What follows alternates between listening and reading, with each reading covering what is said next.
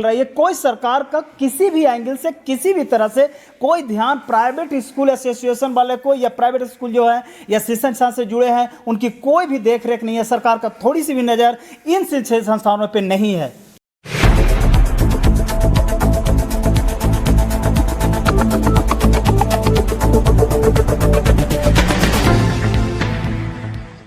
नमस्कार, मैं अमित चौरसिया और आप देख रहे हैं नालंदा दस्तक।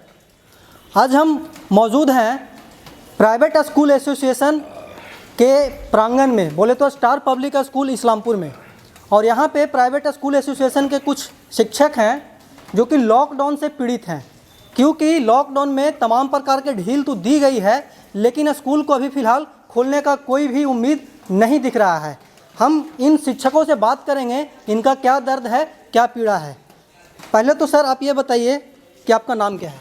मेरा नाम धर्मवीर कुमार है और मेरा स्कूल है सर्वोदय पब्लिक स्कूल जी। और मैं इस्लामपुर प्राइवेट स्कूल एसोसिएशन का अध्यक्ष भी हूँ जी। सर आप हमको ये बताइए कि ये जो लॉकडाउन है, बहुत सारे पब्लिक सेक्टर में ढील दी गई है, जैसे कि बस सर्विस हो गया, मॉल सर्विस हो गया, बाज़ार में 6 बजे तक दुकानें खुल रही है, लेकिन आपका स्कूल अभी तक खोलने का कोई भी प्रावधान नहीं है। इससे आप लोग को कितना परेशानियां हो रहा है? यह सही है कि इस विद्यालय जो है, खास करके छोटे छोटे बच्चों का विद्यालय जी, ये एक ज्वलंत मुद्दा है। तो संक्रमण काल में विद्यालय नहीं खोला गया है, तो इससे हम लोग को शिकायत बस इतना ही है कि जो प्राइवेट स्कूल में जो शिक्षक पढ़ा रहे हैं या कर्मचारी हैं जी, या जो स्कूल चला रहे हैं, तो इस लॉकडाउन में क्योंकि इनके पास हम लोग के पास इस शिक्षा के अलावा, टीचिंग पेशा के अलावा कोई काम नहीं है। हम लोग कोई दूसरा काम कर भी नहीं सकते। मतलब कि स्कूल के अलावा कोई दूसरा पेशा नहीं है आप लोगों के दूसरा पास? पेशा है ही नहीं। और जब से लॉकडाउन है तब से जो सरकारी जो अधिकारी लोग हैं जी, उनके कारगुजारियों के कारण न तो गार्जियन जो है हम लोग से बात कर रहे हैं, पुराना फीस जो बाकी है वो भी नहीं दे पा रहे हैं। जो पुराना फीस बाकी है वो भी नहीं मिल रहा है। वो भी नहीं मिल रहा है। और सरकार का भी कोई इस पर जो है ध्यान नहीं है। ये भी ध्यान नहीं है कि स्कूल वाले भी जो है, इनका भी पेट है, इनका भी घर है, परिवार है। मतलब कि भरण पोषण करने का कोई जरिया नहीं है आप लोगों के पास? भरण पोषण करने का जरिया बिल्कुल नहीं है। मान लिया जाए कि मजदूर है, किसान है, गरीब हैं, उनके बच्चे पढ़ते हैं आपके यहाँ? हाँ, उनके तो बच्चे पढ़ते हैं जी। और उन लोग को तो खैर सब काम कर भी रहा है, उन लोग को सरकार पैसा भी दे रहा है 1000 रुपये के हिसाब से। और हम लोग को स्थिति ये है कि हम लोग कहीं के नहीं है, न घर के और न घाट के। अच्छा। और इसके अलावे जो हम लोग का 3 साल से जो रुका हुआ है 25% का पैसा जो हम लोग फ्री पढ़ाते हैं बच्चों को, उसका पैसा जो रुका हुआ है और वो भी नहीं मिल पा रहा है। प्राइवेट स्कूल में वो जो होता है राइट टू एजुकेशन के जरिए वो पढ़ाई होता है वो? हाँ, RTA के जरिए जो पैसा जो पढ़ाई होता है, जो 25% बच्चों को पढ़ाना होता है जी, उसका पैसा जो है विगत 3 वर्षों से रुका हुआ है। वो भी पैसा अभी तक नहीं आया है। वो भी अगर आ जाए तो हम लोग का कुछ सहायता मिल सकता है। जी। और भी हैं शिक्षक, हम उनसे बात करेंगे। आपका नाम क्या हुआ सर? मेरा नाम उमेश प्रसाद है। आप कहाँ पे स्कूल चलाते हैं? हम विद्या ज्योति मंदिर स्कूल इस्लामपुर में है, पटना रोड में। अच्छा सर, आप हमको ये बताइए कि लॉकडाउन के पहले किस प्रकार आप स्कूल संचालित करते थे? अभी तो फिलहाल बंद है, तो आपको क्या क्या परेशानियाँ, किन किन परेशानियों से सामना करना पड़ रहा है? सर्वप्रथम कि जो शिक्षक प्राइवेट शिक्षक हैं जी, वो बेरोजगार हो गए हैं और वो दूसरा काम भी नहीं कर सकते। ऐसी परिस्थिति में सरकार की उदासीनता उनको भुखमरी के कगार पर पहुंचा दी है। मेरी तो राय है जी कि ऊंचे क्लास के छात्रों का पढ़ाई प्रॉपर सोशल डिस्टेंसिंग के साथ और मास्क के साथ शुरू की जानी चाहिए, क्योंकि उनकी शिक्षा का समय बहुत घटता जा रहा है और उनकी शिक्षा बहुत, इम्तिहान की घड़ियाँ भी नज़दीक आ रही हैं, उनकी शिक्षा बहुत प्रभावित होगी। इसलिए उनके कैरियर को चौपट न होने के लिए हमको ये करना पड़ेगा कि सोशल डिस्टेंसिंग को मेंटेन करते हुए और अदर सैनिटाइजेशन कंडीशंस को मेंटेन करते हुए और ऊंचे क्लास के विद्यार्थियों की पढ़ाई शुरू की जानी चाहिए। सरकार को ऐसा निर्णय लेना चाहिए। सर, प्राइवेट स्कूल एसोसिएशन जैसे कि इस्लामपुर में संचालित होता है, इसमें आपका मतलब कि ये जो एसोसिएशन है वो किस प्रकार आप लोग हैंडल करते हैं प्राइवेट स्कूल एसोसिएशन, प्राइवेट स्कूलों को? असल है कि प्राइवेट स्कूल एसोसिएशन का गठन एक प्रगतिशील कदम है जी। पहले लोग बिखरे हुए थे, अब हमारी जो समस्याएं हैं वो एक स्वर हो करके एक जगह राय विचार करके हम लोग अपने समस्याओं को सरकार से अवगत करा सकते हैं। सरकार अच्छा, ये जो लॉकडाउन के पीरियड में स्कूल बंद है, इन परेशानियों को आप सरकार से मतलब कि कैसे बताना चाहेंगे सरकार को? सरकार को यही बताना चाहेंगे कि कुछ अनुदान प्राइवेट स्कूलों को मिलना चाहिए ताकि उनके शिक्षक जो 6 महीने से परेशान हैं, खस्ता हाल है, आर्थिक स्थिति बदतर होती जा रही है, उनका कुछ राहत मिल सके। सरकार को अनुदान देना चाहिए प्राइवेट शिक्षकों को। जी, और भी हैं, हम इनसे बात करेंगे। आपका नाम क्या हुआ सर? मेरा नाम अखिलेश कुमार सैनी है। आप कहाँ पे स्कूल चलाते हैं? मैं इस्लामपुर में बालापर साउथ पटेल नगर। अच्छा, स्टार पब्लिक स्कूल मेरा नाम है, स्कूल का नाम है। स्कूल का नाम है। यस आप वहाँ के प्रधानाध्यापक हैं। Yes yes. आप हमको ये बताइए सर कि पिछले 6 महीनों से स्कूल में ताला लगा हुआ है, ठीक है? यस। तो आपको किन किन परेशानियों से गुजरना पड़ रहा है? देखिए, सबसे पहले तो ये बात है कि कोरोना काल जो है किसी देश का समस्या नहीं, वर्ल्ड का समस्या है। ये हम सब लोग वैश्विक महामारी। यस, ये हम सब लोग जानते हैं। बट इस वैश्विक महामारी में बहुत सारे देशों के जो सरकार हैं, जैसे भारत का भी है, तो बहुत सारे सेक्टर में जो कमियां है या जो क्षति हो रही है उसमें भरपाई के लिए सरकार कहीं न कहीं कुछ अनुदान राशि या सहयोग या जो भी हो, जिस तरह से भी हो, भरपाई कर रही है।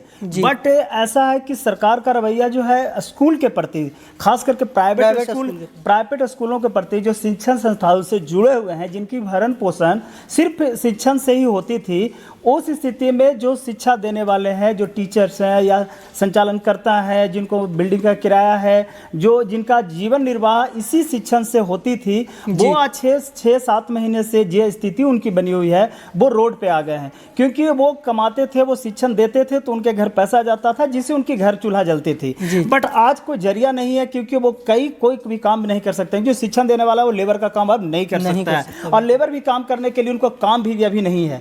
तो इस कोरोना काल में मैं ये रिक्वेस्ट करना चाहूँगा इस सरकार से, बिहार सरकार से या केंद्र सरकार से, कुछ ऐसे प्रोजेक्ट, ऐसी कोई राशियाँ बनाए या अनुदान के रूप में, सहयोग के रूप में, जिससे सारे सेक्टर में जो भी कुछ क्षतिपूर्ति जो हुई है वो उसका उसी के दरमियान हम लोग के स्कूलों को भी कुछ जो क्षति है उसका भरपाई हो, जिससे आने वाले वक्त में इसका ज़्यादा समस्या को झेलना हम लोग को ना पड़े। ये हमारे अपने चीफ मिनिस्टर नीतीश बाबू से भी ये कहना है, हम रिक्वेस्ट करेंगे, आग्रह करेंगे कि हम सब सारे जितने भी विद्यालय वाले हैं, प्राइवेट विद्यालय वाले हैं, उनको थोड़ी सी राहत की सांस दी जाए। जो 25% जो मिलता था वो मुफ्त राइट टू एजुकेशन, यस, उसका भी कम से कम अगर भरपाई हो जाती तो मतलब कुछ राहत की सांस वो पैसा भी आप लोग को यस, वो भी नहीं मिल रहा है। कोई सरकार का किसी भी एंगल से, किसी भी तरह से कोई ध्यान प्राइवेट स्कूल एसोसिएशन वाले को या प्राइवेट स्कूल जो है या शिक्षण संस्थान से जुड़े हैं उनकी कोई भी देख रेख नहीं है। सरकार का थोड़ी सी भी नज़र इन शिक्षण संस्थानों पर नहीं है। और बाकी जितने भी हैं, गरीब वर्ग हो या मजदूर वर्ग हो या और भी भारत का कोई सेक्टर हो या प्राइवेट सेक्टर, जो उसमें, हाँ, उस सब सारे सेक्टर में है कुछ ना कुछ मिल रही है, राहत की सांस मिल रही है, राहत की अनुदान राशि मिल रही है। उन लोगों के लिए ढील दिया गया हर तरह से। जब बहुत सारे दुकान भी खुल रहे हैं, कुछ मॉल भी खुल रहे हैं, बहुत सारे चीज खुल रहे हैं, बट यहाँ पे कहीं कोई ध्यान नहीं है। क्यों नहीं है ध्यान है किस पे? ऐसा लगता है कि मैं उसको क्या कह सकते हैं हम लोग की पटापेज का अभाव बना हुआ है, जिससे हम लोग को लगता है नकारा जा रहा है। और जबकि हम लोग एक ऐसे संस्था से जुड़े हैं जो भारत नहीं, पूरे देश नहीं, वर्ल्ड के चीज़ को आगे बढ़ाते, क्योंकि ये एजुकेशन ऐसा चीज़ है कि किसी भी देश का एजुकेशन पावर अगर लो होगा तो उस देश का विकास लो होगा, क्योंकि एजुकेशन पर ही किसी देश का विकास संभव है। और इसी पे सरकार का नज़र नहीं। हम क्या कर सकते हैं ये तो खुद समझने वाले हैं, आम पब्लिक भी समझ सकते हैं कि एजुकेशन एक ऐसा सेक्टर है जिससे पूरे देश, पूरा समाज, पूरे घर का विकास होता है। एजुकेशन विदाउट कोई विकास संभव नहीं है, जिस पे इतने महत्वपूर्ण सेक्टर पे भी भारत सरकार से लेकर बिहार सरकार, राज्य सरकार, किसी नहीं का भी कोई ध्यान नहीं है। मैं यही रिक्वेस्ट करूंगा अपने सरकार से कि प्लीज थोड़ी सी भी राहत की सांस प्राइवेट स्कूल या प्राइवेट संस्थान से जुड़े हैं उनकी कुछ राहत राशि दी जाए, जिससे हम लोग का मनोबल बढ़े। सर जैसे कि 6 महीना से स्कूल बंद है, Yes. बहुत सारे बच्चे घर पे किस प्रकार रहते होंगे वो आपको भली भांति पता है। Yes. वो जो घर पे बच्चे हैं उनको आप क्या कहना चाहेंगे? मैं यही कहना चाहूँगा उन अभिभावकों से जिनके बच्चे घर में हैं, जी। जितना कोरोना काल है आगे भी जो रहेगा, मैं उन तमाम गार्जियन से, पेरेंट्स से रिक्वेस्ट करूंगा कि किसी भी तरह से सेंट्रलाइज करके बच्चे को अपने घर में अच्छा से सुरक्षित रख करके अच्छे से अपने सामने, अपने आस पड़ोस के बच्चों के सामने कुछ एजुकेशन देने की चेष्टा करें, जिससे बच्चों का रेगुलरिटी बना रहे, ताकि स्कूल खुलने के बाद हम लोग को ज़्यादा बच्चों के प्रति मेहनत करने की आवश्यकता ना पड़े। स्कूल खुलने के बाद ज़्यादा मेहनत करना पड़ेगा। यस, क्योंकि बच्चे तो बच्चे होते हैं, हर घर के बच्चे एक ही जैसे होते हैं। बच्चे तो अब लिंक नहीं मिलने पर भटक जाते हैं, वो उनका धारा प्रवाह जो पढ़ने का एक लय है वो छूट जाता है। तो इसमें बच्चे का कोई दोष नहीं, और ना अभिभावक का दोष है और ना टीचर्स का। थोड़ी सी सरकार का मेरे से विनती है कि इस पे थोड़ा सा जल्दी से ध्यान दिया जाए कि स्कूल का क्या होगा। जी, और भी हैं सर, हम उनसे बात करेंगे। सर आपका नाम क्या है? मेरा नाम सुबोध कुमार है जी, कहाँ पे आप स्कूल चलाते हैं?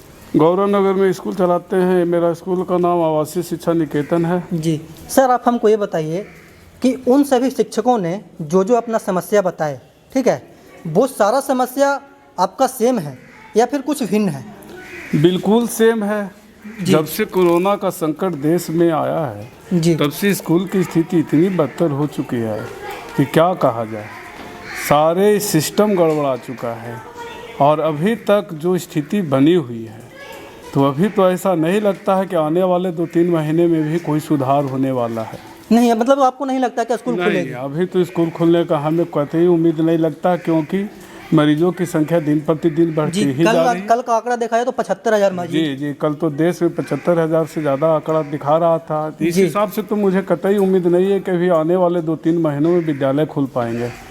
और इतनी आर्थिक स्थिति खराब हो चुकी है कि जिसका कोई वर्णन नहीं किया जा सकता। कुछ 1-2 महीने तो हम लोग को लगा कि चलिए कुछ तरह से पार हो जाएंगे, जी, लेकिन अब यह ज़्यादा हो रहा है। हाँ, वैश्विक महामारी का रूप ले चुका है कोरोना, और ऐसी स्थिति में हम विद्यालय वालों की इतनी बदतर स्थिति हो गई है। जी, विगत 3 वर्षों से आरटीई का पैसा भी हम लोग को सरकार नहीं मुहैया करा रही है।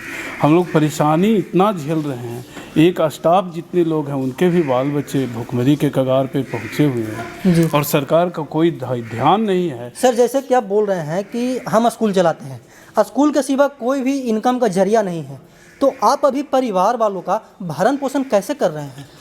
किसी तरह से कुछ करके क्या किया जाए। हम लोग शिक्षा लाइन में है, कोई दूसरा काम तो कर नहीं सकते हैं, दूसरा काम मिल भी नहीं रहा है। तो किसी तरह से कुछ जमा तमा पूंजी था, उसी को कमा खा रहे हैं, और कोई तो विकल्प है नहीं। दिन भर बैठे हैं, कुछ तो है नहीं। ऊपर से जो सहायक टीचर हैं फ़ोन करके पैसे की मांग करते हैं, बकाया पैसे। तो भाई मैं उनसे कहा कि देखिए आपके सामने जग जाहिर है, एक बच्चे नहीं है विद्यालय में, एक गार्जियन नहीं कोई ध्यान दे रहे हैं, तो कैसे हम चलाएं। आर्थिक स्थिति बहुत बदतर हो चुकी है। बदतर हो चुकी है। सर आपका नाम क्या हुआ?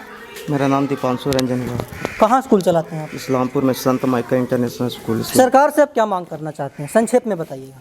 सरकार से हम यही मांग करना चाहते हैं कि हम लोग को जो स्कूल अभी तक बंद है, जिसके कारण हम लोग बहुत भारी संकट में पड़े हुए हैं, जी, सरकार से यही उम्मीद करते हैं कि जो भी अनुदान राशि के रूप में हम लोग को 25% मिलता था आरटीआई के तहत, जी, उसको जल्द से जल्द मुहैया करा दिया जाए। जल्द से जल्द मुहैया करा दिया जाए।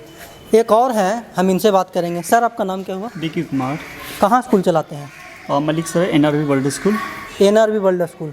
सर आप हमको ये बताइए कि जैसे कि पिछले 6 महीने से स्कूल में पूरी तरीके से तालाबंदी है एक तरह से, ठीक है, तो लॉकडाउन में जो बच्चे घर पे हैं उनका फ़ोन भी आता होगा उनके अभिभावकों का कि कब से स्कूल खुलेगा, पैसा वगैरह भी आप लोग मांगते होंगे, तो उनसे कैसे इंटरेक्शन आप कर पाते हैं? बहुत ही बैड इंस्ट्रक्शन है, और किसी भी तरह का राशि डिमांड करने पे कोई भी गार्जियन दोबारा ना फ़ोन करते हैं और ना स्कूल में हमें पहचानने के रूप में व्यक्त करते हैं। मतलब आपको पहचानते भी नहीं? पहचानते भी नहीं है। अच्छा। इस तरह से हम लोग का ये कोरोना काल में बहुत ही बदतर स्थिति हो चुकी है। जी। और हम लोग सभी स्कूल वाले शिक्षक या प्राचार्य यही चाहते हैं कि जो विगत वर्षों से रुकी हुई आरटीआई का पैसा है, मेन मुद्दा वही है, आरटीआई का रुका हुआ पैसा, वो अनुदान कुछ हम लोग को सहयोग करे, जिससे कि हम लोग अपना भरण पोषण आसानी तरीके से कर पाएँ। सर हमको ये बताइए कि केंद्र सरकार और राज्य सरकार ऑनलाइन शिक्षा को बढ़ावा दे रही है, क्या ग्रामीण इलाकों में ये संभव हो पाएगा? नहीं, ये संभव नहीं है, क्योंकि हमारे ग्रामीण इलाकों में बहुत सारे गरीब तबके के लोग हैं जो कि उधर मोबाइल लैपटॉप मुहैया नहीं कर पाते हैं। जी बिल्कुल, नेटवर्क प्रॉब्लम वगैरह जैसे बहुत सारी नेटवर्क प्रॉब्लम भी होती है, जिसकी वजह से हमारे यहाँ बहुत समस्या है ऑनलाइन क्लासेस करवाने में।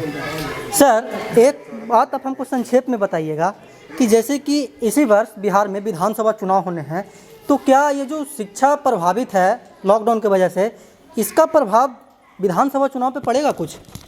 देखिए, ये कहना बड़ा मुश्किल काम है कि इसका प्रभाव पड़ेगा नहीं पड़ेगा, ये तो आम जनता का आप शिक्षकों का क्या मतलब कि हम शिक्षकों का जैसे ये रिक्वेस्ट सरकार से है, ये तो बात की बात है कि इलेक्शन का टाइम है, प्रभाव पड़ेगा, ये आम जनता का मूल विषय है जी। और ये हम लोग का उससे कोई लेना देना नहीं है। बट हमारी सरकार अगर थोड़ा सा हम लोग को अगर राहत देती है तो थोड़ा सा आप लोग के प्रति सख्त होती है। यस, तो थोड़ा सा उल्लास और हिम्मत बनता कि नहीं, हमारा सरकार, हमारे जो है चीफ मिनिस्टर नीतीश बाबू बहुत कुछ किए, हम लोग के लिए भी किए, तो उत्साह के साथ हम उनका सपोर्ट करते हैं, बहुत अच्छा लगता भी।